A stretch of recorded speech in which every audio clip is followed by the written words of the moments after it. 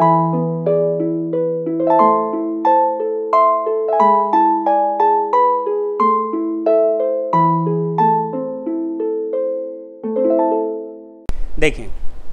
Last class में हमने कहा था कि आज हमारे लेक्चर में चलेगा एग्जेम्पशंस। क्या चलेगा? Exemptions and abatements. ये आपका चैप्टर नंबर 5 है आपके स्टडी मैट में, exemptions and abatement. The most important chapter. अब बहुत कन्फ्यूज़न होता है। सर पहले तो आप ये बताइए ना कि आपने निगेटिव लिस्ट बताई, आप आज बताने जा रहे हैं एग्जेम्पशन, दोनों में फ़र्क कितने है? निगेटिव लिस्ट में ऐसी चीज़ों को बताया गया है जिस पर तो टैक्स लगना ही नहीं है। Those activities and services are outside the purview of service tax. Negative list, the list which mention those services which are not covered by service tax itself, जिनकी सर्विसेज पर टैक्स लगना ही नहीं है। जैसे सर्विसेज बाय गवर्नमेंट देखा था हम लोगों ने, देखा था टोल टैक्स देखा था, और क्या देखा था? आरबीआई की सर्विसेज हो गया, तैयार है ना। आज हम लोग देखेंगे एग्जेम्पशंस। क्या देखेंगे? एग्जेम्पशंस वो चीज़ें होती हैं जो टैक्सेबल तो हैं लेकिन for the time being in force हमने उसको माफ़ कर रखा है। उनको कभी भी टैक्सेबल बना सकते हैं, उनके ऊपर टैक्स लगता है लेकिन कोई नोटिफिकेशन के थ्रू उसको माफ़ किया जाता है for the time being in force. Taxable है लेकिन नीचे माफ़ी दी हुई है, जब तक वो डेट नहीं ख़त्म हो जाती टैक्सेबल है, और नीचे हम उसको नोटिफिकेशन के थ्रू माफ़ी दिए जा रहे हैं। जैसे ही डेट एक्सपायर हुई, नोटिफिकेशन नीचे से हट गया, माफ़ीनामा हट गया, टैक्स लग गया जो लग रहा था। टैक्स आज भी लग रहा है लेकिन माफ़ीनामा होने के कारण, एग्जेम्पशन नोटिफिकेशन इशू करने के कारण, गवर्नमेंट के कारण, वो आज माफ़ी में चल रहा है, उस पर कोई टैक्स नहीं लग रहा। ठीक है ना। एग्जेम्पशन का मतलब होता है the services which are tax already taxable under the purview और scope of your service tax, but due to notification, due to exemption notification, these services are exempted from service tax for the time being in force. Negative list service tax के दायरे में आएंगी ही नहीं। कौन कौन सी ऐसी services हैं जिन पर एग्जेम्पशंस मिलते हैं? कौन कौन सी ऐसी सर्विसेज हैं जिन पर आज की डेट में एग्जेम्पशंस हैं? पहला, ट्रेड यूनियन। दूसरा, services to United nation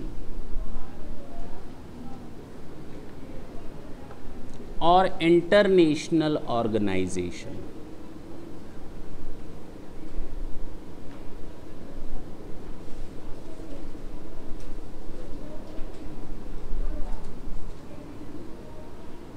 employees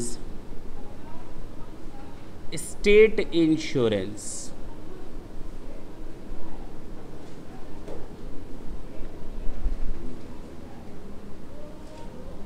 general insurance company. कुछ सर्विसेज हैं जनरल इंश्योरेंस कंपनी की।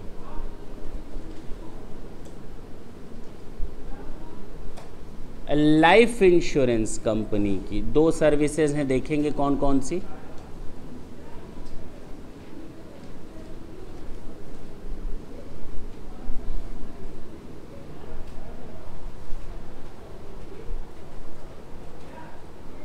हाँ बोले। जॉब वर्क, होटल,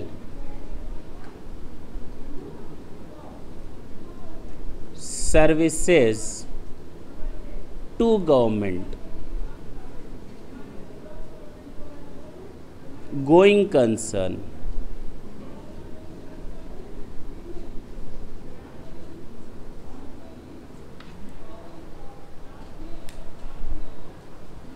नोट करें तुरंत।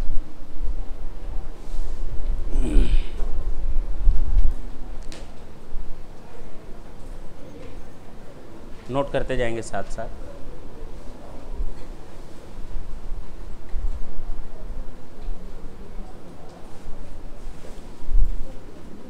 Public convenience,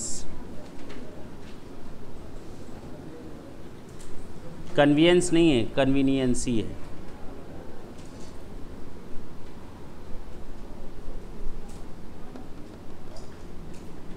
testing or analysis,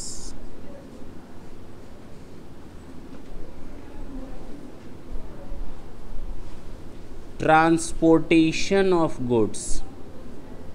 अब कहोगे सर ये ट्रांसपोर्टेशन तो हमारा नेगेटिव में भी था, देखते हैं कौन सी सर्विसेज हैं। Transportation of passenger,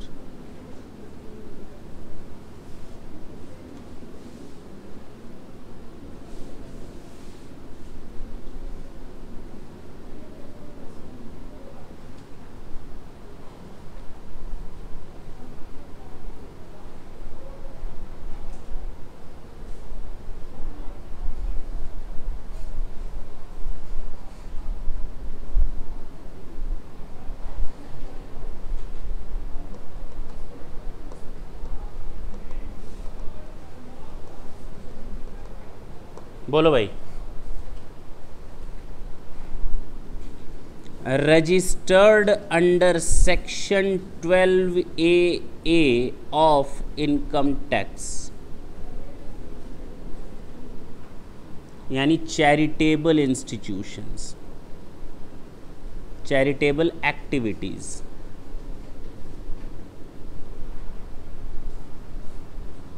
religious places,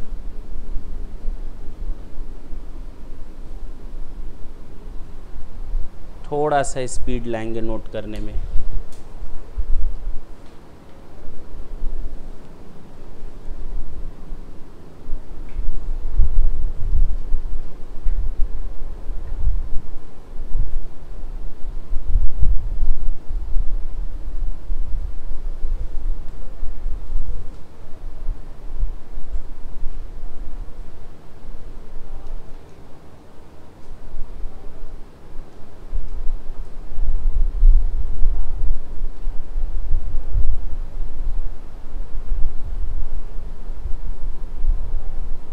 चलें।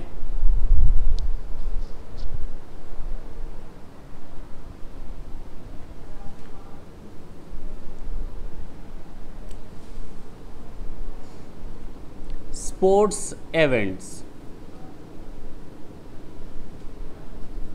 Sponsorship of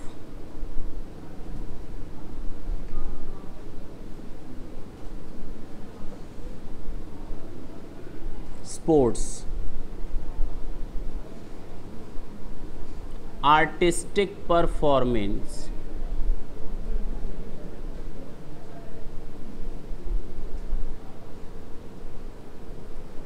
educational services,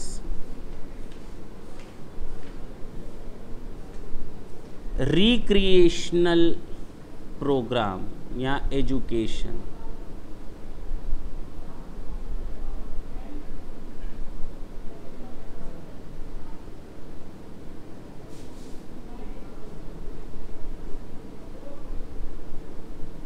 specified services, slaughtering services,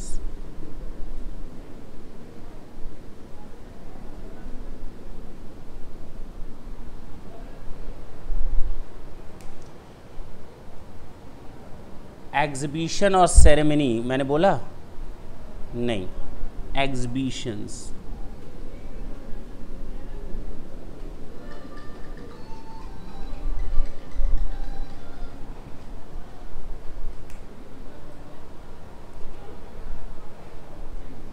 ये हमारी सर्विसेज हैं जो क्या हैं, माफ़ हैं, एग्जेम्पशन मिली हुई है इन सर्विसेज को। ठीक,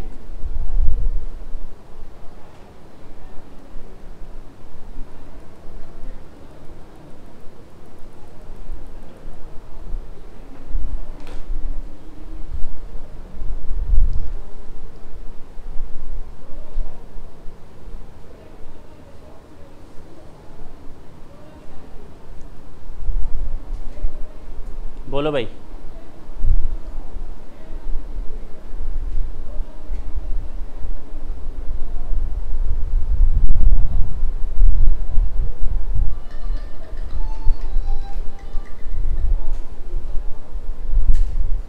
चलें आगे, लिख लिया।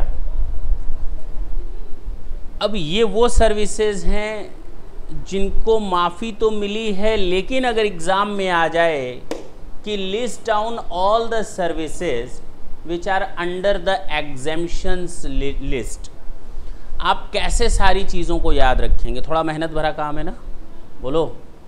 शॉर्टकट कर देते हैं।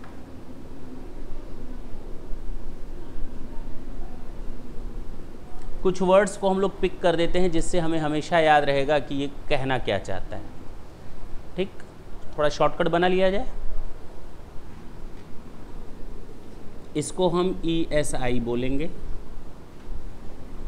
ये है GIC और ये है LIC।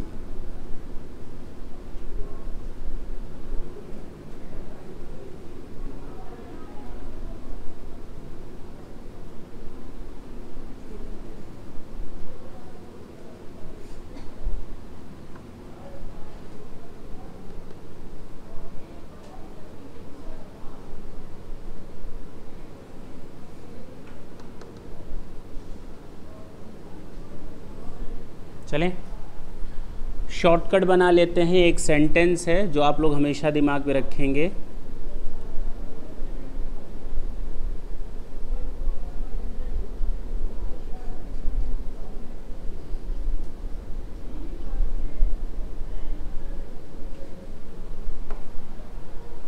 तूने ऐसी लहरें, याद रखने में थोड़ा आसान है ना? नहीं, तूने ऐसी लहरें जो हो, क्या हो? गो। कॉन्टेक्स्ट, और कॉन्टेक्स्ट कितनी चीज़ों का? आर्ट का, स्पोर्ट्स का, एजुकेशन का। और इसके अलावा केवल आपको दिमाग में ये 3 चीज़ें और बैठानी हैं। एग्जीबिशन भी बैठाने की ज़रूरत नहीं है, वो भी इसमें कवर हो जाएगा। Slaughtering and specified services, that's it. ये आपकी 21 सर्विसेज को कवर कर लिया। कितनी सर्विसेज को? 21। तूने ऐसी लहरें जो हो, गो, context, art, sport and education, that's it. Clear है? फुल फॉर्म लिखेंगे।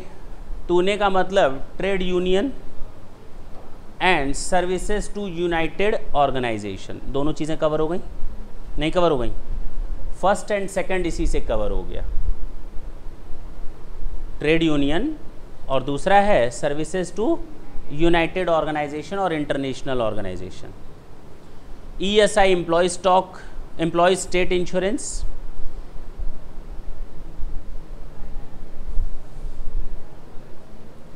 एक वर्ड छूट गया बीच में, गीली। तूने ऐसी गीली लहरें, लहरें तो गीली होती हैं ना, तूने ऐसी गीली लहरें जो हो, गो, context, art, education and sports, that's it. GI का मतलब है GIC, LI का मतलब है LIC, LE का मतलब है लीगल सर्विसेज। क्या हम लोगों ने लिखा है? छूट गया? देखें, छूट गया। हमें पता चल गया कि कोई एक ऐसी सर्विसेज है जो हम लोगों ने लिखने से छोड़ दी, लीगल सर्विसेज। बोलो भाई, याद करना हुआ और भी आसान। हमको लिस्ट बनाने में देखो मिस हो गया, लेकिन शॉर्टकट के कारण देखो याद आ गया। अगर शॉर्टकट नहीं बना होता तो शायद मुझे भी याद नहीं आता। फिर से ज़रा देखो, तूने ऐसी गीली लहरें जो हो, गो, context, art, education and sports, that's it. याद रहेगा? तूने का मतलब ट्रेड यूनियन और services to united organisations. ESI का मतलब employ state insurance, general insurance, life insurance, legal services. एक और है हेल्थ केयर सेंटर। देखो, अगर मैं नहीं शॉर्टकट बनाता तो शायद मुझे ये भी याद नहीं आता। HE का मतलब क्या है? Health care. नहीं समझ में आई बात? देखो, हमसे गलती हो जा रही है, हमें भूल जा रहा है, तो तुम लोग की बात ही क्या है। लेकिन अगर कोई शॉर्टकट ऐसा मिल जा रहा है तो याद रखना हुआ अब और भी आसान। ज़रा एक बार फिर से बोलते हैं, शॉर्टकट क्या है? तूने ऐसी गीली लहरें, वाह वाह जो हो गो कॉन्टेक्स्ट, स्पोर्ट्स, आर्ट, एजुकेशन, और उसके अलावा 2 याद रखने, specified and slaughtering. That's it, खत्म है। सारी सर्विसेज देखें, खत्म हो गई। ESI का मतलब एम्प्लॉय स्टेट इंश्योरेंस, GI का मतलब GIC, LI का मतलब LIC, LE का मतलब लीगल, HE का मतलब हेल्थ, RE का मतलब रिलीजियस प्लेस, 2 मैंने लिखे हैं, and registered under section 12AA। दोनों RE से रिलेटेड हैं। ये भी चैरिटेबल है और ये भी देखें तो चैरिटेबल, यानी कि मंदिर मस्जिद समझ लें, रिलीजियस प्लेसेस। क्लियर हुआ? पक्की बात है ना? बोलो। तो री का मतलब समझ में आया, religious places and registered under section 12AA। NE एक और हमसे छूट गया जो अब नहीं छूटने वाला, वो है न्यूज़ एंड जर्नलिस्ट। देखो ना, छूट रहा था, अब नहीं छूटेगा। News reporter, news reporter. Clear है? फिर से पढ़ते हैं। तूने ऐसी गीली लहरें, trade union, services to United organisation, services by united organisation नहीं, सॉरी यूनाइटेड नेशन नहीं है, services by United nations taxable हैं, services to United nations, employ state insurance, GIC, LIC, legal services, health club, religious and charitable, and news. जो job work, क्या आ गया? कहाँ है इसमें जॉब वर्क? हो hotel, services to government, going concern. सबसे पहले इसमें से निकाल लो कौन, CON, कौन, कन्वेनियंस, कन्वेंस नहीं, कन्वेंस का मतलब होता है साधन, कन्वीनियंसी, सुलभ शौचालय का नाम सुना होगा, हाँ या ना, जो फैसिलिटीज़ दी जाती हैं आपको, वो हैं आपकी नॉन टैक्सेबल। क्या है ये? कन्वीनियंस। T का मतलब ट्रांसपोर्टेशन ऑफ गुड्स, और दूसरे T का मतलब ट्रांसपोर्टेशन ऑफ पैसेंजर, और बीच के पूरे टेक्स्ट का मतलब एनालिसिस, टेस्टिंग एनालिसिस। ठीक है? आर्ट, आर्टिस्टिक परफॉर्मेंस, स्पोर्ट्स, 2 चीज़ें आएंगी, sports event and sponsorship of sports.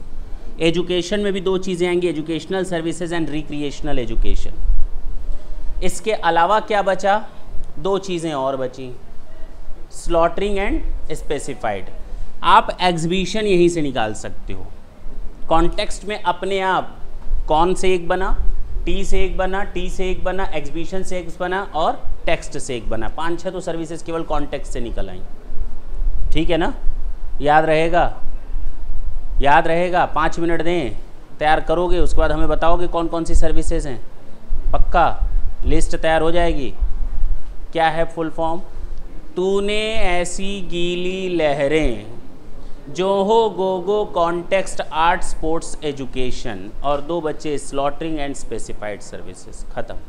सारी की सारी 26 सर्विसेज आपने 1 सेकंड के अंदर ख़त्म कर दी। करें, 5 मिनट देते हैं, रिपीट करें।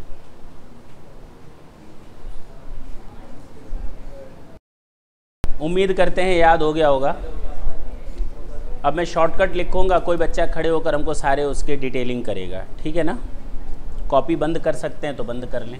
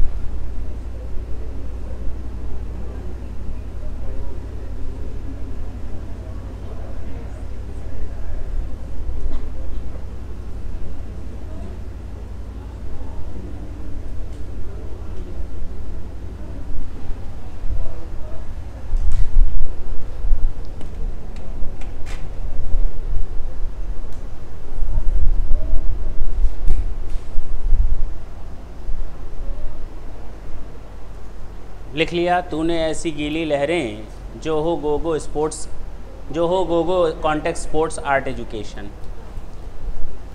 कौन बच्चा बताएगा हमको? विवेक बताओ तो बाबू, कॉपी बंद कर दो। हाँ बताते जाओ, क्या इसमें शामिल है? Trade union and services to United organisation, employ state insurance, general insurance, life insurance, legal services, health care, religious and charitable दोनों आएंगे, news, job work, hotel, government को, गोइंग कंसर्न। अब इसको कौन बताएगा? कॉन्टेक्स्ट को। कई सारी चीज़ें हैं इसमें, कोई भूलने ना पाओ। हाँ बताओ Juhi. Public conveniences, transportation of goods, transportation of passenger, exhibition, testing, सारी चीज़ें इसमें आ गई। Sports events and sports sponsorship, artistic performance, educational services and recreational education, सारी चीज़ें हो गई। दो चीज़ें मैंने कही थी इसमें हमने नोट नहीं किए हैं, specified services and slaughtering services. Animals के लिए स्लॉटरिंग हाउस बनते हैं ना, स्लॉटर हाउस, ये चीज़ें समझ में आई बात? कितने सर्विसेज हो गई? 2, 3, 4, 5, 6, 7, 8, 9, 10, 11, 12, 13, 14, 15, 16, 17, 18, 19, 20, 21, 22, 23, 25 और 2 मैं 24, 2 और बताई 26। क्लियर है? अब आप अपना स्टडी मैट खोल सकते हैं आराम से और एक एक करके हम सर्विसेज के बारे में बात करेंगे। अब हमें दिक्कत नहीं होगी।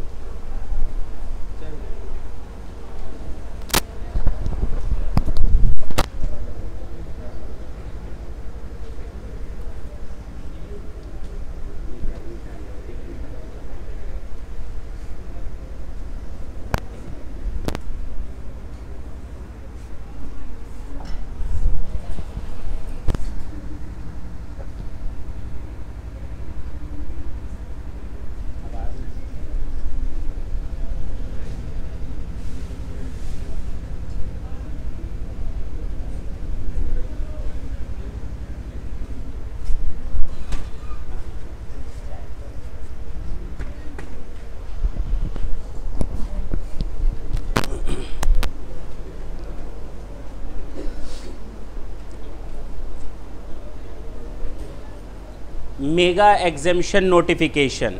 The first one is services to United Nations or international organization. पहला यही दिया हुआ है आपके में, कुछ भी बताना उचित नहीं है। आप लोगों को मालूम है if any services are provided to United Nations or specified international organizations, all those services are covered under the exemption notification. That's it. What types of institutions are included over there? कौन किस तरह के institutions या organizations इसमें शामिल हैं? UNESCO, WHO, international civil aviation organisation, कुछ इस तरह के ऑर्गेनाइजेशन की लिस्ट दी हुई है ना, सोचना ही नहीं है। ध्यान रखना है कि सर्विसेज टू यूनाइटेड नेशन या international organisation, services provided by United Nations are taxable. कहीं लिख ले, अगर ना लिखा हो तो लिख ले। क्लियर है? तो हम लोगों ने फर्स्ट देखा कौन सा? Services to United Nations. दूसरा हम लोग देखेंगे ट्रेड यूनियंस, वो आपका दिया हुआ है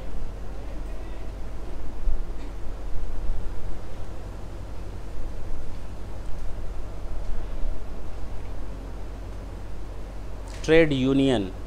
कोई बता सकता है कहाँ है? पॉइंट नंबर 20 देख लें, बगल से शेयर कर लें बुक को।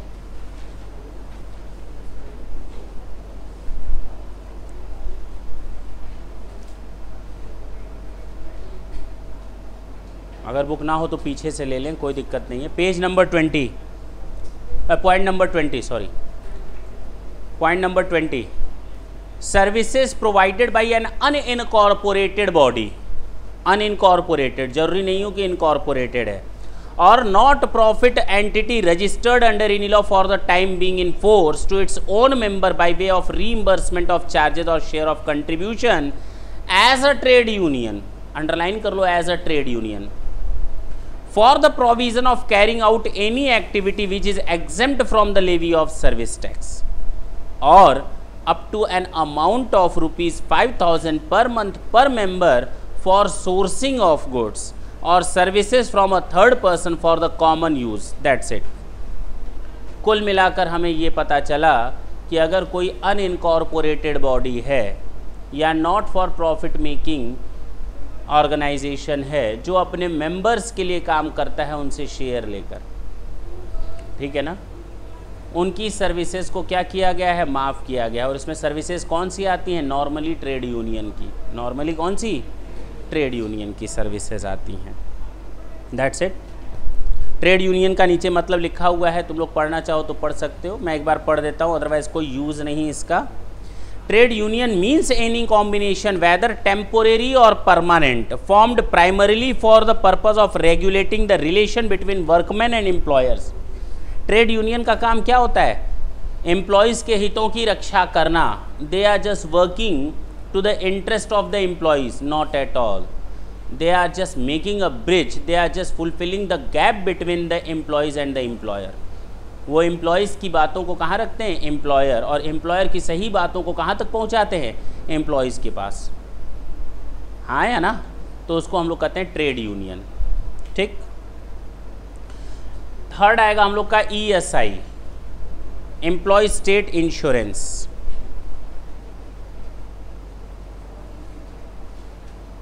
पॉइंट नंबर 28 दिया हुआ है, पॉइंट नंबर 28 दिया है, services provided by employ state insurance corporation to person governed under the फलाना एंड डिमाका। हमको उससे कोई लेना देना नहीं। तो अगर ESI अपनी कोई सर्विसेज दे रही है एम्प्लॉय स्टेट इंश्योरेंस, वो भी क्या है, एग्जेम्प्ट है, वो भी क्या है, एग्जेम्प्ट है। GI जनरल इंश्योरेंस, बताएं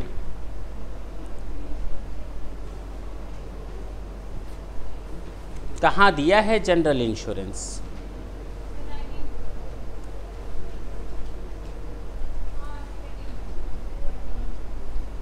point number 18, services of general insurance business provided under the following schemes. आप लोग ये स्कीम्स देख लेंगे कौन कौन सी स्कीम्स हैं जिनको माफ़ किया गया है। हट इंश्योरेंस स्कीम, कैटल इंश्योरेंस, दोनों गांव से रिलेटेड हैं। ट्राइबल्स एरिया की स्कीम्स, वो भी गांव और आदिवासी एरिया से रिलेटेड है। जनता personal accident policy, group personal accident policy, agricultural pump set and failed well insurance, Primia collected on export credit insurance. अभी तक तो हम गांव की बात कर रहे थे। हट इंश्योरेंस था, कैटल इंश्योरेंस था, और ट्राइबल से रिलेटेड इंश्योरेंस था, जनता पर्सनल एक्सीडेंट पॉलिसी थी, एग्रीकल्चरल पंप सेट की इंश्योरेंस है, वेदर बेस्ड क्रॉप इंश्योरेंस, ये भी तो गांव से रिलेटेड है, जन आरोग्य बीमा policy, national agriculture insurance scheme, हाँ या ना, सीड क्रॉप इंश्योरेंस, सब तो गांव से रिलेटेड है, पूरा का पूरा खेती से रिलेटेड है। यूनिवर्सल हेल्थ इंश्योरेंस स्कीम, राष्ट्रीय स्वास्थ्य बीमा योजना, कोकोनट पाम इंश्योरेंस स्कीम। तो एग्रीकल्चर का तो सब आ गया। इसके अलावा जो 4-5 थे देख लेते हैं। जनता पर्सनल एक्सीडेंट पॉलिसी टिक कर लें। ग्रुप पर्सनल एक्सीडेंट पॉलिसी, जनता और ग्रुप में कोई फ़र्क है क्या, जनता है सब जानती है, हाँ या ना। यूनिवर्सल हेल्थ इंश्योरेंस पॉलिसी, राष्ट्रीय स्वास्थ्य बीमा योजना, बस यही सब 3-4 एक्स्ट्रा याद रखने, बाकी सब खेती और आदिवासियों से रिलेटेड है, सब माफ है। बोलो ना, GIC में कहीं कोई दिक्कत है? LIC पॉइंट नंबर 32 और केवल 2 पॉइंट हैं उसमें, ये सर्विसेज माफ हैं। सर्विसेज ऑफ LIC, जनश्री बीमा योजना, आम आदमी बीमा योजना, जनश्री बीमा योजना, आम आदमी बीमा योजना, जनश्री बीमा योजना और आम आदमी बीमा योजना, बस यही 2 माफ़ हैं। बाकी LIC की कोई सर्विसेज माफ़। जनश्री बीमा योजना एंड आम आदमी बीमा योजना। तो हम लोगों ने देख लिया, तूने ऐसी गीली ख़त्म कर दिया। लीगल सर्विसेज, और ये आपके एग्ज़ाम में आने की पूरी चांस है, क्योंकि इसमें समझने लायक कुछ है। क्या है? Point number 5, legal services. नहीं समझ में आ रहा? सिंपल है ना, बहुत ही सिंपल है, कुछ है नहीं एग्जामिशंस में। हाँ, बात तो सही है, बिल्कुल सही है। अगर इसी चीज़ को मैं ऐसे पढ़ाता कि बेटा देखो पहला पॉइंट ये है, दूसरा ये है, 8वें के बाद कहते सर याद कैसे रहेगा, 10वें के बाद से BP हाई हो जाता, और 15वें 20वें तक तो तुम लोग क्या हो जाते, घर जाने के लिए सोचते सर छोड़ दीजिए आज के लिए बहुत हो गया। हाँ, अभी भी सोच रहे हो। लीगल सर्विसेज, लीगल सर्विसेज कोई एडवोकेट की फर्म अगर देती है तो वो माफ़ है। ढंग से सुनना, सारी सर्विसेज माफ़ नहीं है। Services provided by an arbitral tribunal to, अगर आर्बिट्रल ट्रिब्यूनल है, कोई ट्रिब्यूनल है, अगर वो सर्विसेज देती है तो वो माफ़ है। आर्बिट्रल, आर्बिट्रेरी का नाम सुना है? आर्बिट्रेरी का नाम सुना है? नहीं सुना है? रेलवे में एक पूरा इसका एक डिपार्टमेंट ही है।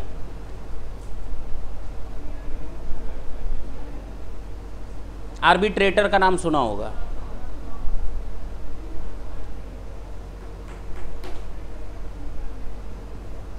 क्या ऐसे क्यों देख रहे हो? आर्बिट्रेटर का नाम सुना है ना? होता क्या है कि मैंने रेलवे को कोई माल सप्लाई किया, चलो इसने रेलवे को कोई माल सप्लाई किया और रेलवे से इसका डिस्प्यूट हो गया। क्या हो गया? अब रेलवे इसका पैसा सैंक्शन नहीं कर रहा। ये दोनों मेरे पास आए, या कोई एक बंदा आया कि आप हमारा आर्बिट्रेटर की तरह हिसाब किताब करिए, यानी I am an independent party, I am an independent party, now I will settle the matter. लेकिन हाँ, उसके लिए हमको वहाँ पर क्या होना चाहिए? रजिस्ट्रेशन कराना पड़ता है। रेलवे डिपार्टमेंट या इस तरह के जो डिपार्टमेंट है वहाँ रजिस्ट्रेशन कराना पड़ता है, ताकि दोनों तरफ से हम लोग को मान्यता मिल सके। ठीक, तो आर्बिट्रेटर, तो अगर आर्बिट्रल ट्रिब्यूनल है, ट्रिब्यूनल कोर्ट की तरह काम करता है, अगर कोई ट्रिब्यूनल है, कोर्ट है, कोर्ट समझ लो, उसकी सर्विसेज माफ़ है, उसकी सर्विसेज माफ़ है। Services provided by an arbitral tribunal to any person other than a business entity, other than a business entity or a business entity of whose turnover or gross receipt is up to rupees 10 lakhs, that's it। 10 lakh तक तो service tax माफ़ है, बताया है, उसमें तो कोई doubt नहीं है। तो 10 लाख के अंदर अगर किसी इंडिविजुअल को दिया मैंने तो माफ़ है, जितना भी दे दो। अगर ट्रिब्यूनल ने किसी इंडिविजुअल को दिया पूरा माफ़ है। लेकिन अगर यही सर्विसेज किसी फर्म को दी, किसी फर्म को दी, कंपनी को दी, ऑर्गेनाइजेशन को दी, और उसका टर्नओवर पिछले साल, प्रीवियस फाइनेंशियल ईयर, अंडरलाइन कर लो प्रीवियस फाइनेंशियल ईयर।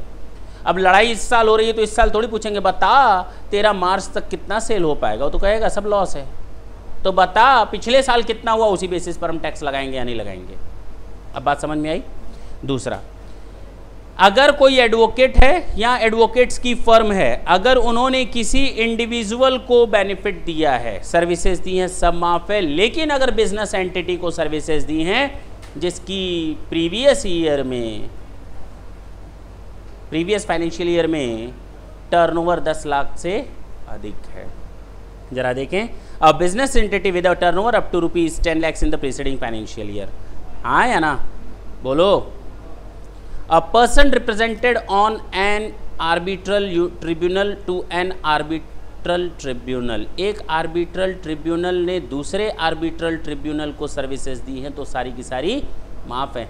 एक एडवोकेट फर्म ने दूसरी एडवोकेट फर्म को अगर सर्विसेज दी हैं तो माफ़ है। सुनो, वर्ड्स ढंग से समझना। बी पॉइंट फिर से पढ़ते हैं, शायद उसमें हमने एक चीज़ स्किप कर दी पढ़ते पढ़ते। An individual as an advocate or a partnership firm of advocate by way of legal services to an advocate or a partnership firm of advocate. अगर एक इंडिविजुअल किसी पार्टनरशिप फर्म एडवोकेट्स को सर्विसेज देता है, अगर कोई फर्म पार्टनरशिप एडवोकेट किसी individual को सर्विस देता है एडवोकेट को, माफ है। या किसी दूसरे बंदे को सर्विसेज देते हैं ये लोग तो भी माफ है, other than entity. Other than कौन सी एंटिटी? ऐसी एंटिटी जिसकी प्रीवियस फाइनेंशियल ईयर में सेल 10 लाख से अधिक, तो वो माफ नहीं है। ठीक है ना, अब याद रहेगा। हाँ या ना, एक आर्बिट्रल ट्रिब्यूनल दूसरे आर्बिट्रल ट्रिब्यूनल को अगर सर्विसेज देता है तो वो माफ़ है। एक एडवोकेट दूसरे एडवोकेट, एक एडवोकेट एक फर्म को सर्विसेज देता है एडवोकेट की फर्म को तो माफ़ है। एक एडवोकेट फर्म एक एडवोकेट को सर्विसेज दे या एडवोकेट फर्म किसी दूसरे एडवोकेट फर्म को सर्विसेज दे तो माफ़ है। अब याद रहेगा, लिख लो मोस्ट इंपॉर्टेंट।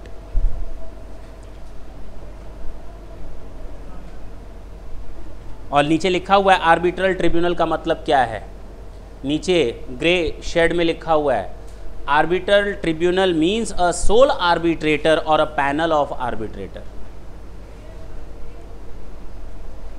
याद रहेगा।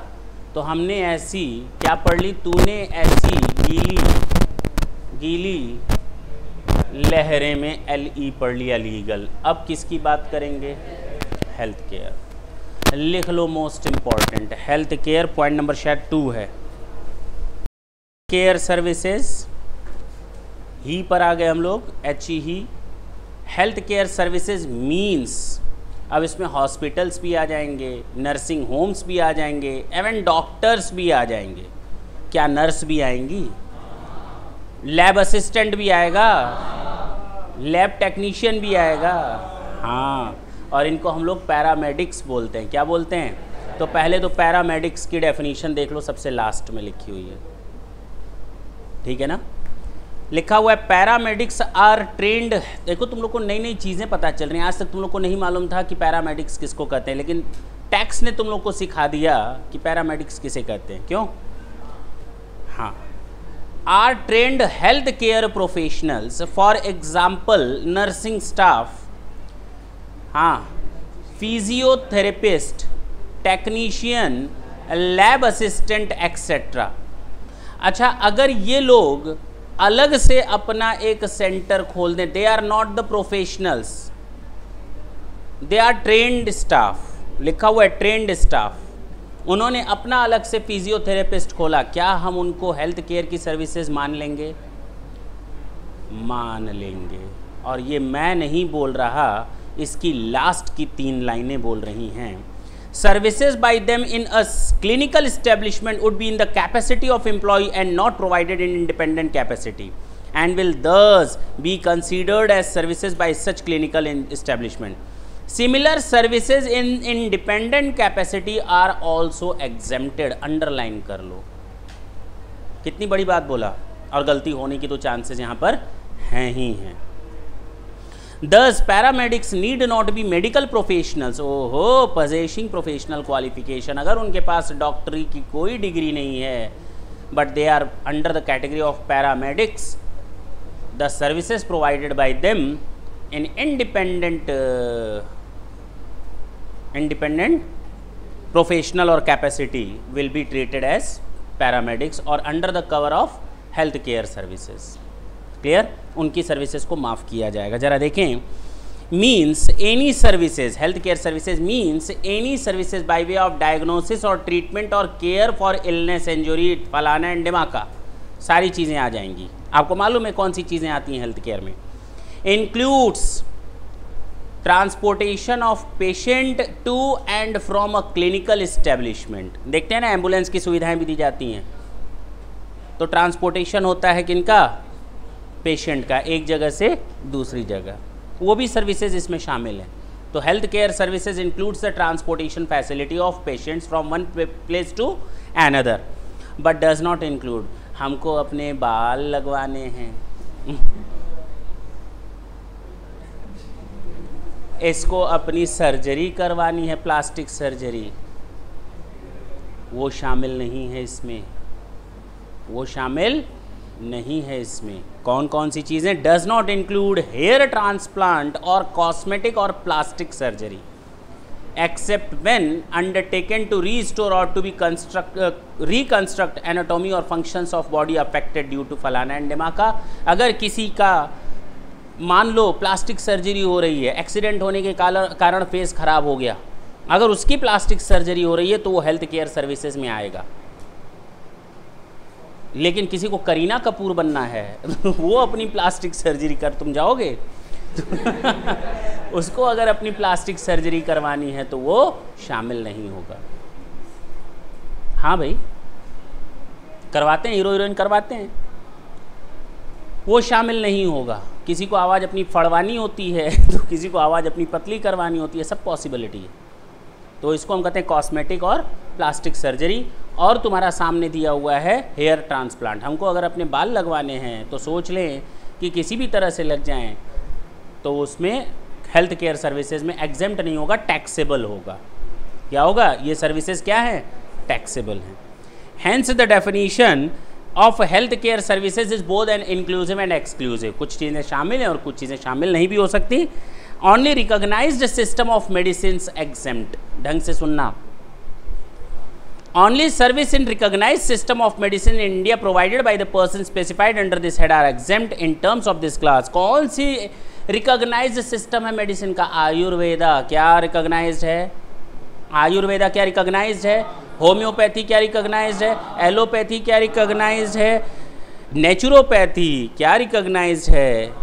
सिद्धा, यूनानी, सब सब सब ये सब क्या हैं? recognized है। ठीक है ना? अब कल कोई ले आओ चाइनीज़ पद्धति, वो माफ़ नहीं है, वो इसमें नहीं है रिकॉग्नाइज। लिखा हुआ है any other system of medicine that may be recognise by central government. ये पूरी लिस्ट नहीं है। अगर आगे देखें, इसमें यहाँ कोई दिक्कत है? तुम लोगों में इतना ही है, सीए फाइनल में और ज़्यादा है। जब जाओगे तो 3 से 4 पेजेस पढ़ने पड़ेंगे हेल्थ केयर सर्विस के। ठीक, हम लोग को पता चल गया trade union and services to united organization, employee state insurance, general insurance, life insurance, legal और health care। अब आते हैं registered under section 12AA of Income Tax Act 1961। Point number है आपका 3 या 4 होगा? 3। पॉइंट नंबर है 3। In order to claim exemption under this head, following 2 conditions must be satisfied। पहला तो रजिस्टर्ड हो अंडर सेक्शन 12A में और स्पेसिफाइड चैरिटेबल एक्टिविटीज़ में इन्वॉल्व हो। किस में इन्वॉल्व हो? स्पेसिफाइड चैरिटेबल एक्टिविटीज़, और दूसरा रजिस्टर्ड होना चाहिए। तो ऐसे ही मालूम है हमको, री मतलब registered, registered under section 12AA of the income tax act and specified charitable activities होनी चाहिए। और चैरिटेबल एक्टिविटीज़ नीचे लिखा हुआ है public health bye way of किसी को काउंसिल करना, केयर करना, किसी के दिमाग की अवस्था को ठीक करना, होता है ना, मेंटल ट्रॉमा केस होते हैं, हाँ या ना। स्पिरिचुअलिटी की भावना। चैरिटेबल क्या है भाई? किसी के हेल्थ को केयर करना, चाहे मेंटल हो चाहे फिजिकल हो, दोनों केसेस आ जाएंगे, आएंगे या नहीं? स्पिरिचुअली सभ्यता सिखाना, मेडिटेशन सिखाना स्पिरिचुअली। दूसरा एडवांसमेंट ऑफ एजुकेशनल प्रोग्राम, अगर हम चैरिटेबल एक्टिविटीज़ कर रहे हैं तो उसमें एजुकेशनल प्रोग्राम भी आएगा। और लास्ट प्रिजर्वेशन ऑफ एनवायरनमेंट, पेड़ पौधे लगाना। तुम लोग लगाते हो पेड़ पौधे? हाँ लगाते हो। तुम लोग भी चैरिटेबल एक्टिविटीज़ करते हो, लेकिन वो सर्विसेज एग्जाम नहीं है। क्यों? क्योंकि तुम लोग रजिस्टर्ड नहीं हो अंडर सेक्शन 12AA में। किसी गरीब की सेवा करोगे, रास्ते पर गिरा होगा उसको किनारे उठा कर जाओगे, तो क्या है, एक बूढ़ी औरत सड़क पर खड़ी थी, तो एक बंदा आया, उसका हाथ पकड़कर उस ओर कर गया, खूब गालियाँ दी। पूछा क्यों? तो कहा हमको सड़क पार करनी ही नहीं थी, तो तुमने तो ज़बरदस्ती करवा दी। तो ऐसी सर्विसेज नहीं शामिल हैं इसमें, ठीक है। एक लेडीज़ थी, घर से निकली थी, 45 साल की होगी लगभग। अचानक ट्रक आया और ट्रक उसके ऊपर से चढ़ गया। अब वो भगवान के पास, भगवान ने देखा, कहा बहना गलत आ गई हो, अभी तो तुम्हारी 25 साल और उम्र बाकी है। कितने साल? 25 साल। जाओ नीचे, हम तुम्हें वापस भेजते हैं और अपनी ज़िंदगी जियो। हॉस्पिटल में उसकी आंखें खुली, सारा सीन याद आ गया कि अभी 25 साल और जीना है तो घुट घुट करके क्यों जीना। अगले दिन गई ब्यूटी पार्लर में, हज़ारों रुपए फूंक डाले, बाहर निकली, ट्रक आया और फिर चढ़ गए। फिर भगवान के पास, भगवान ये तो धोखा है, तूने तो कहा था 25 साल की ज़िंदगी और है, ये तो एक ही दिन में मार डाला। तो भगवान ने कहा बहना गलती मेरी नहीं तेरी है, इतनी पेंट पॉलिश करवा लिया था कि हमें पहचानने में गलती हो गई। तो वही बात है, हेल्थ केयर सर्विसेज ढंग से देखो, चैरिटेबल सर्विसेज। तो केयर एंड काउंसलिंग की बात हो रही है। किसकी बात हो रही है? केयर एंड काउंसलिंग, मेंटल और हेल्थ दोनों, स्पिरिचुअली, एनवायरनमेंट के हिसाब से, एजुकेशन, ये सारी चीज़ें चैरिटेबल एक्टिविटीज़ में आएंगी। एक RE ख़त्म हो गया, दूसरा RE इसी में ही है, क्योंकि मैंने कहा था दो चीज़ें शामिल हैं, रिलीजियस प्लेसेस, हाँ या ना, एक रजिस्टर्ड और दूसरा रिलीजियस। देखें तो वो नीचे है, मंदिर, मस्जिद, गुरुद्वारा, जहाँ प्रार्थना सभाएं या स्थल होते हैं, प्लेसेस होते हैं रिलीजियस, जहाँ प्रेयर की जाती हैं। कब्रिस्तान, कब्रिस्तान कोई भी ऐसी जगह जहाँ पर सेरेमनीज़ की जाती हैं, संस्कार किए जाते हैं। संस्कार, चाहे वो दाह संस्कार हो, चाहे जन्म का संस्कार हो, ठीक है ना, पक्की बात है ना। अब कुछ लोग इसमें कहेंगे कि हमारा शादी का जो मंडप है वो भी संस्कार है, 16 संस्कारों में वो भी आता है। बेटा वो नहीं आएगा, वो आप कमाई के लिए कर रहे हो, ठीक है ना। रिलीजियस प्लेसेस, रिलीजियस नहीं है, जो आपके मैरिज हॉल्स होते हैं वो रिलीजियस नहीं होते। कोई तब इस तरह से हर एक मूवी वाला एक धार्मिक मूवी लगाएगा, कहेगा रिलीजियस प्लेस है, नहीं है वो रिलीजियस प्लेस, ठीक है ना। जहाँ प्रार्थना सभाएं, पूजा, प्रेयर्स किए जाते हैं और जहाँ पर सेरेमनीज़ अकर की जाती हैं, ऑर्गेनाइज की जाती हैं। Renting, services provided by a person by way of renting of precincts of a religious place meant for general public. Precincts का मतलब होता है सराउंडेड बाय वॉल्स, उसके अंदर की सारी चीज़ें। अब उसमें आप पार्किंग करते हो, पूजा करने जाते हो, जूता चप्पल रखते हो किनारे, वो सब शामिल है। प्रिसिंक्ट्स का मतलब सराउंडेड बाय वॉल्स, क्लियर है? बोलो।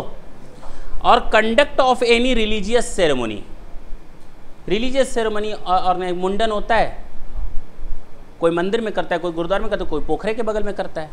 हाँ, होता तो वही है, पक्की बात है, चाहे घाट पर जाकर करो कहीं। Religious place means a place which is primarily meant for conduct of prayers or worship pertaining to a religion, meditation or spirituality, तीनों चीज़ें शामिल हैं। आपने एक हॉल बनवा लिया, उसमें लोग आते हैं, चुपचाप बैठे रहते हैं, कोई बातचीत नहीं करनी, मेडिटेशन के लिए, वो भी कौन शामिल है इसमें? रिलीजियस प्लेस में आएगा वो। जनरल पब्लिक मीन्स जरूरी नहीं कि सारे लोग आए, हिंदूज़ के लिए हिंदूज़ वाला, मुस्लिम्स के लिए मुस्लिम वाला, कोई दिक्कत नहीं है। Religious ceremonies our life cycle rituals, क्या मतलब होता है?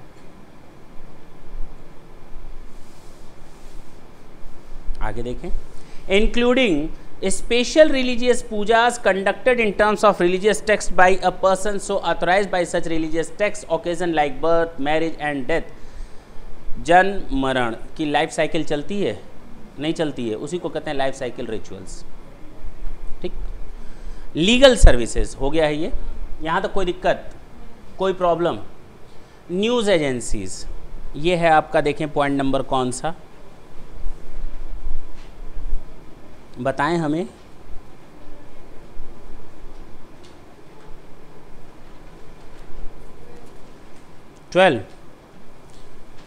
Services by way of collecting or providing news, services provided by way of collecting or providing news by an independent journalist. PTI कहते हैं ना, पीटीआई के हवाले से खबर दी, बोलते हो सुनते होगे तुम लोग, तो उसको हम लोग कहते हैं Press Trust of India, Press Trust of India, PTI के हवाले से खबर देना। और United News of India are exempt from service tax, यानी जर्नलिस्ट है, एडिटर है, कोई न्यूज़पेपर है, वो सारी की सारी चीज़ें क्या हैं, माफ़ हैं। क्या बचा हम लोग का न्यूज़ के बाद? Job work. देखें कौन सा पॉइंट है,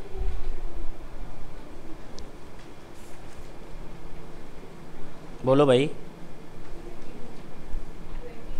22। तुम लोग कितने तेज हो। Carrying out an intermediate production process. हाँ, जॉब वर्क हम लोग पहले भी देख चुके हैं। आज और नेक्स्ट क्लास हो सकता है हम लोग को केवल एग्जामिशन ख़त्म करने में लगे, उसके बाद जो एक क्लास चलेगी उसमें मैं बताऊंगा कि कुछ चीज़ें ऐसी हैं जो एग्जामिशन में भी हैं और निगेटिव लिस्ट में भी हैं, जैसे transportation of goods, transportation of passengers. कुछ चीज़ें यहाँ पर भी मिलेंगी, कुछ वहाँ पर भी मिलेंगी। दोनों में फ़र्क क्या है, कौन सी चीज़ें ऐसी हैं जो निगेटिव लिस्ट में और कौन सी चीज़ें ऐसी हैं जिनको एग्जामिशन है और कौन सी ऐसी चीज़ें हैं जिनको माफ़ नहीं किया गया। अब बात समझ में आई? वो हम लोग लास्ट क्लास में देखेंगे, पहले हम लोग एग्जामिशन पढ़ लें उसके बाद।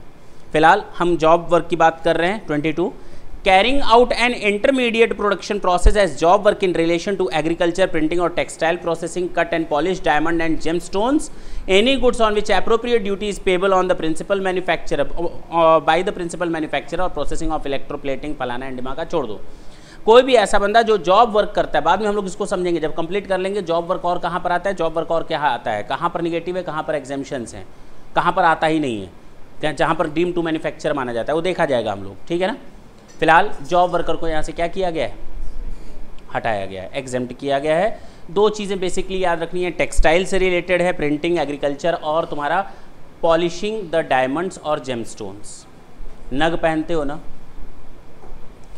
और देखें क्या है, होटल, होटल की सर्विसेज देखें कौन सा पॉइंट है, 13, पॉइंट नंबर 13, होटल। 2 मिनट लगेगा इसमें। Services provided by way of renting of hotel inn guest house, club, campsites or other commercial places meant for residential or lodging purposes, having declared tariff of a unit of accommodation below 1000 per day. Having declared tariff, जिस hotel में declared tariff नहीं होता, जाते हो ना सबसे पहले कहते हो रेट्स क्या है होटल में, उनको कहते हैं डिक्लेयर्ड। वो आपको मेन्यू दिखाते हैं, देखिए ये रूम 2000 रुपये पर डे के हिसाब से, ये रूम आपका 3000 रुपये पर डे के हिसाब से, उनको कहते हैं declared tariff. A unit of accommodation below 1000 per day or equivalent are exempt from service tax. तो कोई भी रूम होटल का वो जो 1000 से नीचे का है डिक्लेयर्ड टैरिफ, उसको माफ़ किया गया। लेकिन अगर कोई रूम था 1500 का, डिक्लेयर्ड 1500 का, लेकिन एक्चुअल में मैंने 800 में उठाया, तो हो सकता है, नहीं हो सकता, हो सकता है। कोई रूम 1500 रुपये का था और मैंने उसको 800 में उठा दिया, 1500 उसका डिक्लेयर्ड टैरिफ है, ऑफ सीजन चल रहा है, रूम खाली जा रहे हैं, वैकेंट है सारे रूम, मजबूरी भैया 800 में ही आ जाओ, कोई दिक्कत नहीं है। जरा देखें, Thus, if the declared tariff is ₹1100, but actually it is charged 800, tax will be required to pay it. हम लोग किस पर जाएंगे, डिक्लेयर्ड टैरिफ पर। अगर किसी रूम का डिक्लेयर्ड टैरिफ इतना है, नाम ही है डिक्लेयर्ड टैरिफ, अगर ये नहीं रखना होता तो डिक्लेयर्ड वर्ड यूज़ नहीं करता, सीधे कहता टैरिफ। डिक्लेयर्ड इसीलिए रखा है ताकि आपका बाइफर्केशन हो सके, ये रूम इतने पर उठा, बात खत्म, साल भर का अब इतना टैक्स दे दो। आपने 800 पर उठाया, 700 पर उठाया, उससे अब हमको कोई लेना देना नहीं है। अगर डिक्लेयर्ड टैरिफ इस रूम का इतना है तो आपको सर्विस टैक्स देना पड़ेगा। आपने एक्चुअल में जितना वसूला बस उतने पर ही, हम ये नहीं करें ज़्यादा पर दो, 1100 पर दो। आपने उस रूम को जिसका डिक्लेयर्ड टैरिफ 1100 है, आपने 800 वसूला, आप 800 पर सर्विस टैक्स दो। हम इस आपसे ये नहीं करें कि 1100 पर दो। अब क्लियर है, बोलते क्यों नहीं? चलो, और क्या है,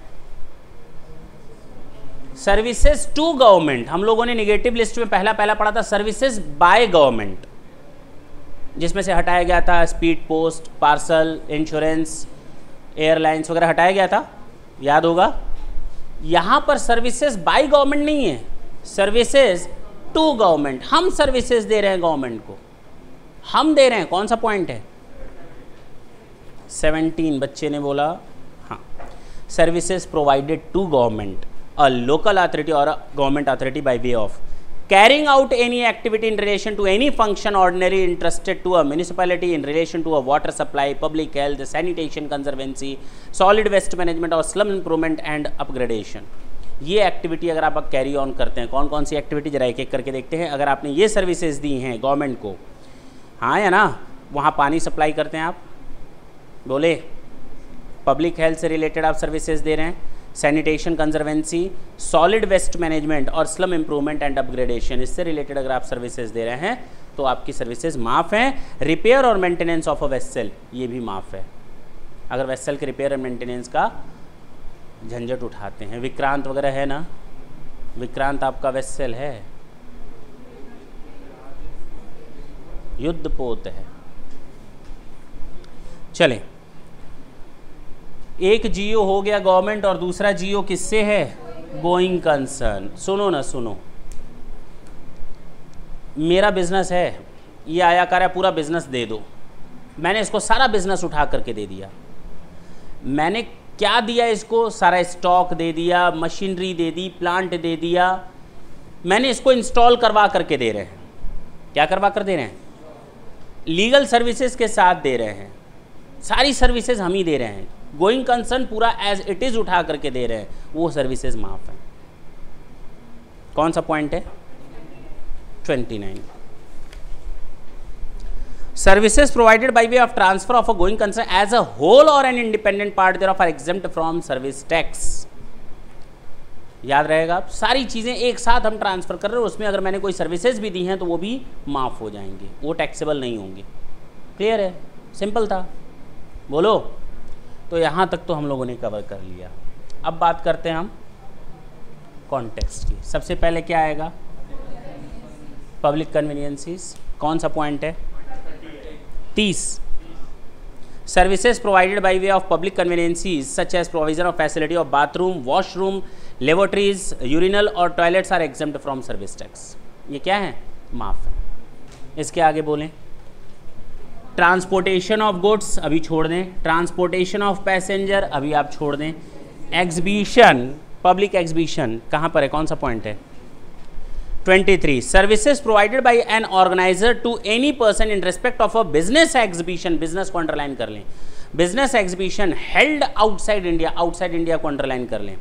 तो एग्जीबिशन इन इंडिया नहीं, एग्जीबिशन इन इंडिया नहीं, हम आउटसाइड इंडिया सर्विसेज दे रहे हैं, are exempt from service tax. Clear है, कोई दिक्कत है इसमें.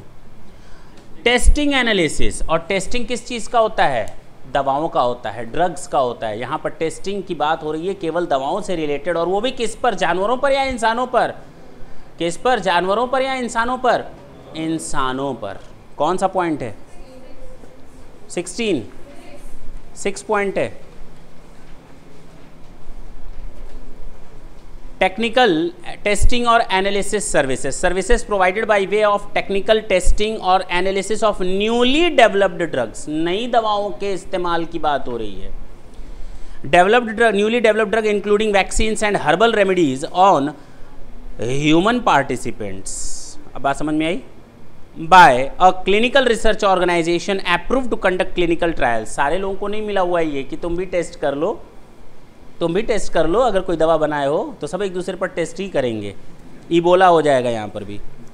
Thus, in order to claim exemptions, technical testing or analysis must be of a newly developed drugs, including vaccines and herbal remedies. It must be conducted on human participants and it must be approved. बात समझ में आई, बोलो भाई.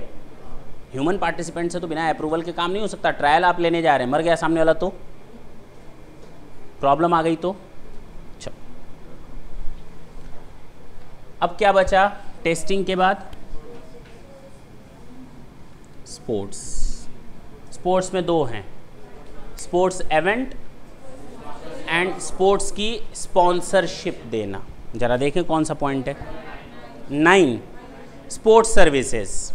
Services provided to a recognised sports body by an individual as a player, referee, umpire, coach or team manager for participation in sporting event organized by a recognized sports body.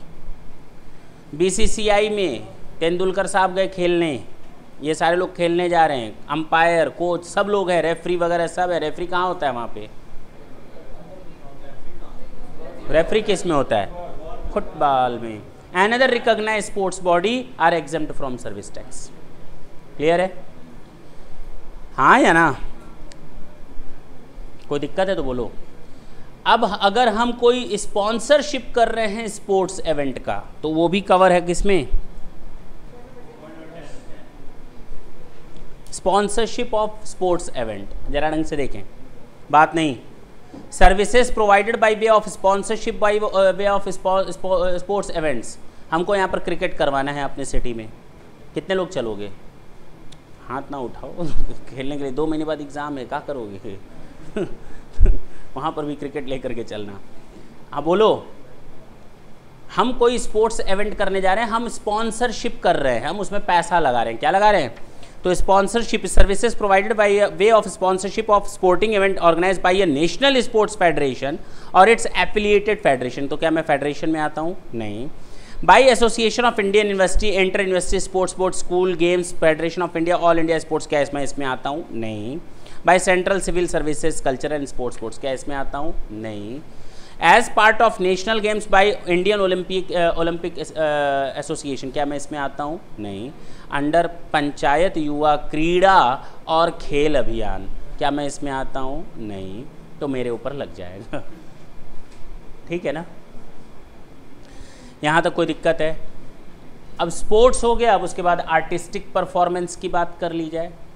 जो तुम hero heroines को देखते हो, देखो तैयार हो गए सब हीरो हीरोइंस को देखते हो ना, विलेन भी होते हैं, क्या उनकी आर्टिस्टिक परफॉर्मेंस टैक्सेबल हैं? बिल्कुल हैं। हम यहाँ केवल फोक डांस, म्यूज़िक और कल्चरल डांस वगैरह को ही सपोर्ट कर रहे हैं। मैं पढ़ूं?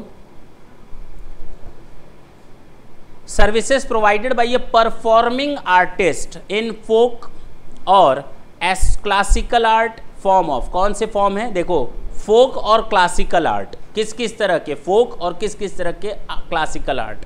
पहला म्यूजिक, फोक म्यूजिक या क्लासिकल म्यूजिक, फोक डांस और क्लासिकल डांस, फोक थिएटर और क्लासिकल थिएटर, हम इसकी बात कर रहे हैं। अब बात समझ में आई? नहीं। तो आगे से जब भी अजय देवगन और शाहरुख खान को देखना या हीरो हीरोइंस को देखना, तो ये समझ लेना बेटा, टैक्स देना पड़ेगा। लिखा हुआ है excluding services provided by such artist as a brand ambassador. अगर चलो कोई फोक डांस करता है, अच्छी बात है, वो आर्टिस्टिक परफॉर्मेंस मानी जाएगी, लेकिन अगर उसी फोक डांसर को हम लोग ब्रांड एम्बेसडर बना दें कि चलो हमारे बिजनेस को प्रमोट करो, वो सर्विसेज उसकी आर्टिस्टिक परफॉर्मेंस नहीं कही जाएंगी। वो आया, वो फोक डांसर आया या आई और उसने टीवी पर डांस दिखा करके किसी बिजनेस को प्रमोट किया एडवर्टीजमेंट के थ्रू या ब्रांड एम्बेसडर बन करके, तो वो माफ़ नहीं है। बोलो ना। चलो नीचे देख लोगे तुम लोग कौन सा एग्जेम्प्ट और कौन सा टैक्सेबल है, बता दिया मैंने। ब्रांड एम्बेसडर मालूम है, किसी के बिजनेस को क्या करना? प्रमोट करना, आगे ले जाना। आगे बोलो क्या है? एजुकेशन छोड़ दो और ट्रांसपोर्टेशन छोड़ दो, 2 चीज़ें मैंने छोड़वा दी हैं। क्लियर है? बोलो। जो याद रखना है, specified services and slaughtering services, इसके अलावा जो मैंने कहा था, पॉइंट नंबर 25 एक लाइन में है, services provided by way of slaughtering of animals are exempt from service tax. बीमार जानवर हैं, सड़क पर गिरे हुए हैं, जानवर मर गया है सड़क पर, क्या करें? स्लॉटरिंग हाउस में बेच दो, स्लॉटर हाउस जो बने होते हैं। ठीक, चलो, तो वो भी सर्विसेज क्या हैं? माफ़ है। स्पेसिफाइड सर्विसेज, टेलीफोन कॉल्स भी था एक, चलो 21 देख लो, लास्ट है 21। Services provided by the following person in respective capacities are exempt from service tax. केवल मैं ये लिस्ट पढ़ दे रहा हूँ, रटना तुम लोगों का काम है। ये स्पेसिफाइड सर्विसेज तुम लोग रट्टा मारोगे। नेक्स्ट क्लास में हम लोग जॉब वर्कर की बात करेंगे। नेक्स्ट क्लास में हम लोग transportation of goods, transportation of passenger और एजुकेशन, पूरा क्लास हम लोग का इस पर फोकस रहेगा। ठीक है ना। चलें, लास्ट बचाइए, सब ब्रोकर और an authorised person to a stock broker, authorised person to a member of commodity exchange, दोनों तो स्टॉक एक्सचेंज से रिलेटेड है, कमोडिटी एक्सचेंज या stock exchange. Mutual fund agent, ये भी हमारा स्टॉक एक्सचेंज से ही रिलेटेड है। Distributor to a mutual fund और एसेट मैनेजमेंट कंपनी, ये भी हमारे स्टॉक एक्सचेंज से ही रिलेटेड है। सेलिंग और marketing agent of lottery tickets to a distributor और सेलिंग एजेंट, सब जुए और सट्टे की बात कर रहे हो केवल, बात समझ में आई। सेलिंग एजेंट और डिस्ट्रीब्यूटर ऑफ सिम कार्ड्स और recharge coupon vouchers, business facilitator छोड़ दो, इतना समझ में आया। तो जितने भी म्यूचुअल फंड एजेंट होते हैं, म्यूचुअल फंड की सर्विसेज प्रोवाइड करने वाले, या फिर स्टॉक एक्सचेंज के ब्रोकर या सब ब्रोकर होते हैं, वो सब माफ़ हैं। लॉटरी के टिकट्स आप बेचते हैं, माफ़ है। सिम कार्ड बेचते हैं, माफ़ है। रिचार्ज कूपन बेचते हैं, कार्ड्स बेचते हैं, माफ़ है। टैरिफ वाउचर बेचते हैं, माफ़ है। क्लियर है? बोलो भाई, अब कोई दिक्कत? हम लोग का exemption limits, mega exemption list क्या हो गई? ख़त्म। नेक्स्ट क्लास में हम लोग 4 चीज़ों पर डिस्कस करेंगे। Transportation of goods and passenger 2, stock broker and job worker and educational facility. Thank you बच्चों। एक बार और बोल दो, क्या बताया था? शॉर्टकट क्या बताया था? तो हो गया। तूने ऐसी गीली लहरें go contact sports art education specified and slaughtering, that's it. Thank you बच्चों।